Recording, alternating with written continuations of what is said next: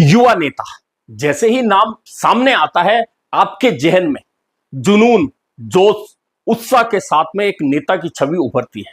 और ऐसे नेता राजनीति में बहुत सारे हैं जो आंदोलन से निकल कर आए, छात्र आंदोलन से निकल कर आए, छात्र राजनीति से निकल कर आए, क्षेत्रीय आंदोलन से निकल कर आए और आगे जाकर राजनीति में उन्होंने अपनी एक अलग पहचान बनाई। राजस्थान में बहुत सारे ऐसे नेता हैं जो छात्र राजनीति से निकल कर आए, छात्र आंदोलनों से निकल कर आए, क्षेत्रीय आंदोलनों से निकल कर आए और बाद में कई उनमें से विधायक बन गए। विधायक बनकर बहुत सारे नेताओं ने अपनी वही पहचान कायम रखी, लेकिन अधिकांश नेता विधायक बनने के बाद अपनी पहचान खो देते हैं। वे आंदोलनों से दूर हट जाते हैं, सिर्फ अपने क्षेत्र तक सिमट जाते हैं अगर वे विधायक बन जाते हैं, या उन्हें पद मिल जाता तो उस पद तक सिमट जाते हैं। लेकिन कुछ नेता ऐसे होते हैं जो पहले पद पर आते हैं और बाद में अपना आंदोलनकारी रूप दिखाते हैं और उस रूप के जरिए ना सिर्फ अपने क्षेत्र की जनता में सक्रिय रहकर उनमें एक अलग स्थान बना लेते हैं, बल्कि अपनी पहचान पूरे क्षेत्र में नहीं पूरे राज्य में बनाने में सफल हो जाते हैं। ऐसे कई नेता राजनीति में राजस्थान की में निकले भी हैं। और इन दिनों हाड़ौती की राजनीति में एक नेता है, युवा नेता है, और उस युवा नेता ने लगातार आंदोलन के जरिए खुद की मजबूत पैठ बना रखी है। और आंदोलन से पैठ नहीं बना रखी है, राजनीतिक शुरुआत सीधे पद से हुई और लोगों ने सोचा कि यह पद मिल गया, अब यह नेता ज्यादा लंबा कितना चल पाएगा यह देखना होगा। लेकिन पद मिलने के बाद में पीछे मुड़कर नहीं देखा, लगातार विधानसभा का चुनाव जीतते चले गए। हालांकि लोकसभा का चुनाव एक बार हारना पड़ा, लेकिन विधानसभा का चुनाव ना सिर्फ कभी हारा बल्कि हर बार वोट का दायरा बढ़ाकर जीतकर आगे बढ़ते रहे। जी हां, एक ऐसे ही नेता है हाड़ौती के।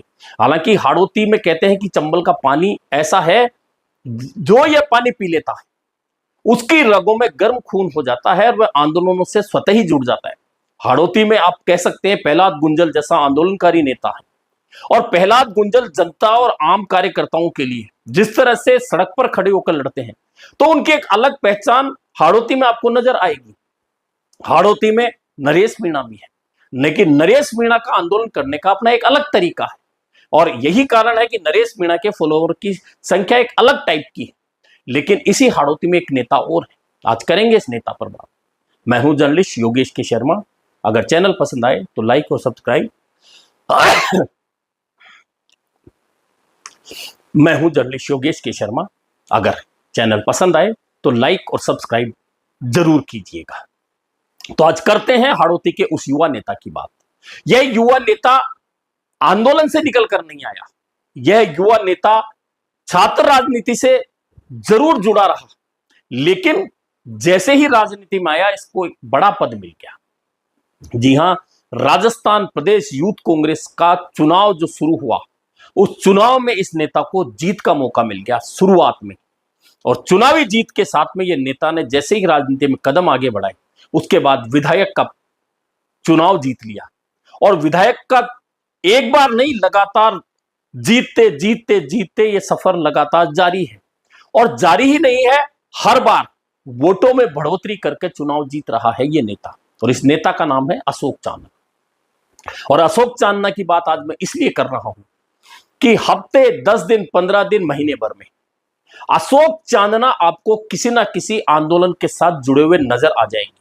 बहुत सारे नेता हैं जो क्षेत्र में अपने आंदोलन करते हैं, अपनी विधानसभा क्षेत्र में आंदोलन करते हैं, लेकिन गाहे बगाए या पार्टी की ओर से दिए गए कार्यक्रम ही नहीं, अपनी ओर से आंदोलन का बिगुल बजाते हैं अशोक चांदना।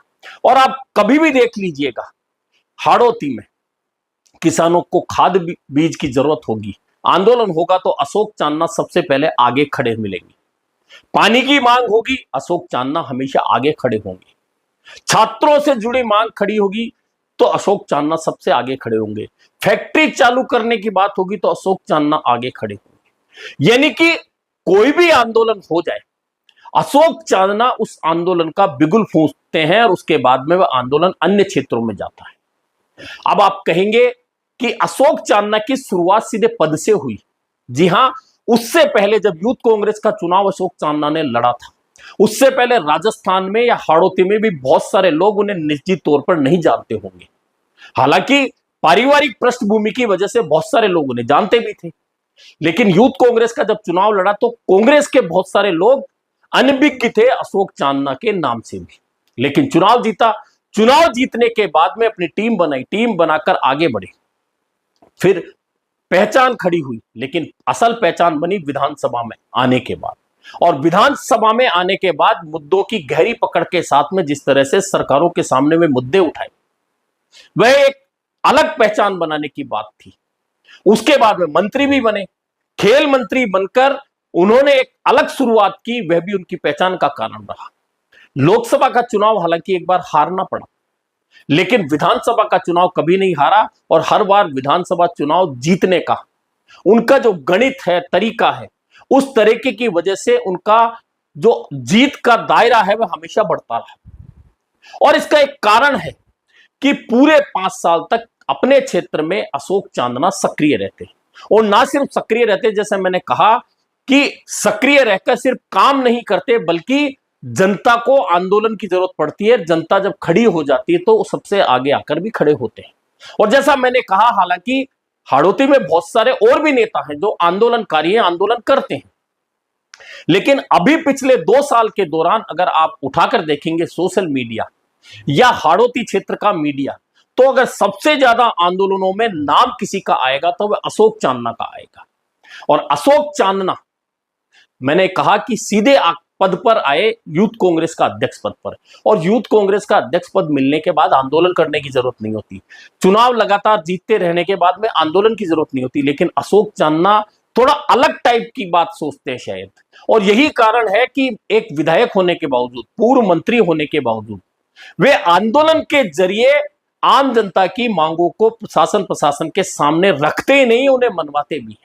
और यही कारण है कि लगातार उनकी जीत का दायरा ही नहीं बढ़ रहा, बल्कि समर्थकों की संख्या भी बढ़ी रहती है। और सबसे बड़ी खासियत यह है कि बहुत सारे नेता जब एक बार एमएलए बन जाते हैं तो अगली बार उनकी टीम में लोगों की संख्या घट जाती है, क्योंकि बहुत सारे विधायक बनने के बाद में नेता अपने दायरे में सिमट जाते हैं। लेकिन अशोक चांदना ने कभी अपना दायरा छोटा करने का काम नहीं किया, दायरा हमेशा बढ़ाने का काम किया। यही कारण है कि सिर्फ हिंडोली नहीं, सिर्फ बूंदी नहीं, सिर्फ कोटा नहीं, बल्कि राजस्थान भर के बहुत सारे युवा उनके चुनाव क्षेत्र में हमेशा पूरी भूमिका निभाने जाते हैं, क्योंकि अशोक चांदना ने उस टीम को टूटने नहीं दिया। और यही कारण है कि अशोक चांदना जब यूथ कांग्रेस के अध्यक्ष बने थे तब उनकी पहचान भले ही नहीं थी, लेकिन आज उनकी पहचान कांग्रेस के प्रमुख नेताओं में आती है। अब आप कहेंगे और भी तो बहुत सारे, हां बहुत सारे ऐसे और भी नेता हैं। मैं कई बार देखता हूं संगरिया के विधायक अभिमन्यु पूनिया को, वे अपने क्षेत्र में आंदोलन करते हैं और उन आंदोलनों में बढ़ चढ़कर भाग ही नहीं लेते, भिड़ जाते हैं। निश्चित तौर पर छात्र राजनीति से निकलकर आने वाले अभिमन्यु पूनिया भी एक युवा लड़ाका विधायक माने जा सकते हैं।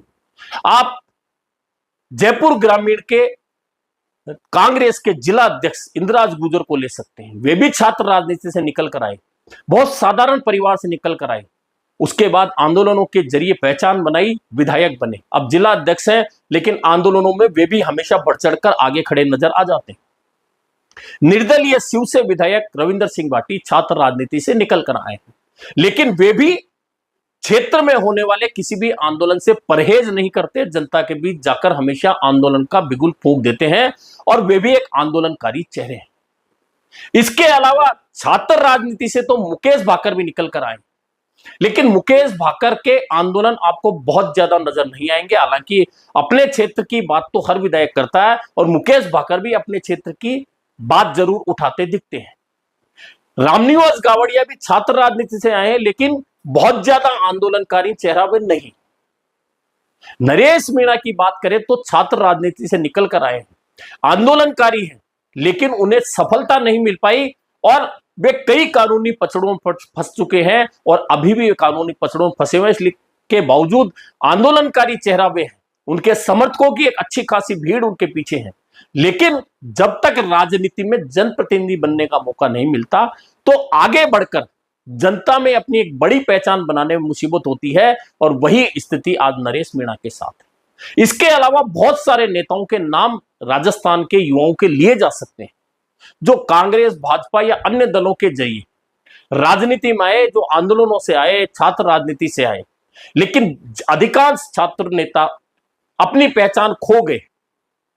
वे राजस्थान विश्वविद्यालय के अध्यक्ष बने, महासचिव बने, लेकिन जब आगे चुनावी दौर में उन्हें मौका नहीं मिला तो धीरे धीरे उनकी पहचान खत्म होती गई, और खत्म होती गई तो बहुत सारे ऐसे राजस्थान विश्वविद्यालय के अध्यक्ष हैं, पिछले 10-11 साल के भी अगर नाम आप उठा के देखेंगे तो अधिकांश लोगों के नाम उनके छात्र साथी ही भूल चुके होंगे। क्योंकि राजनीति में जगह बनाने के लिए जनप्रतिनिधि होना जरूरी होता है, और उनमें से अधिकांश लोगों को जनप्रतिनिधि बनने का मौका नहीं मिल पाया, ऐसे में उनकी पहचान खो गई। लेकिन चूंकि मैंने अशोक चांदना की बात और अन्य नेताओं की बात इसलिए की है कि युवा का मतलब ही जोश होता है, जुनून होता है, उत्साह होता है। हालांकि उत्साह में बहुत सारे युवा नेता राजनीतिक जमीन पर जब पैर रखते हैं तो कई बार उनका पैर गलत रास्ते पर चला जाता है और वहां उनकी राजनीति आगे बढ़ने के बजाय खत्म हो जाती है। ऐसे भी बहुत सारे नेता हैं, लेकिन आज बात अशोक चांदना की थी। अशोक चांदना ने किस तरह से न सिर्फ अध्यक्ष बनने के बाद 3-3 बार विधायक का चुनाव जीता, बल्कि पिछले 2 साल से जिस तरह से वे आंदोलनकारी चेहरा बनकर हाड़ौती में दिख रहे हैं, वह निश्चित तौर पर कांग्रेस के लिए सुनहरा भविष्य हो सकते हैं कि आने वाले दिनों में अशोक चांदना कांग्रेस की राजनीति में इससे कहीं बड़ी जगह पर आपको बैठे दिख सकते हैं। क्योंकि न सिर्फ आंदोलनकारी होना जरूरी है राजनीति में, बल्कि अपनी मजबूत टीम को बनाए रखना, बांधे रखना एक मजबूत निशानी होती है। अशोक चांदना इस मामले में सफल है। वे आंदोलनकारी भी हैं, उनके पास मजबूत टीम भी है और लड़ने की क्षमता भी है, राजनीति करने की क्षमता भी है। ऐसे में आने वाले दिनों में अगर अशोक चांदना कांग्रेस में कहीं बड़ी जगह पर बैठे दिखे तो आश्चर्य वाली बात नहीं होनी चाहिए। अभी के लिए इतना ही, फिर मिलेंगे नए मुद्दे पर चर्चा के साथ।